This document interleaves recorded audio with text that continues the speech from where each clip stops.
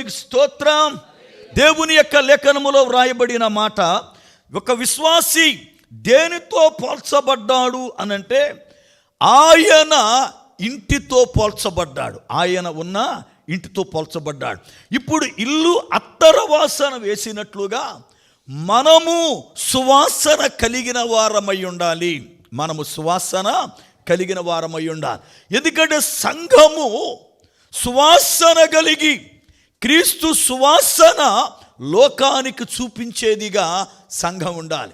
పరిశుద్ధ గ్రంథములో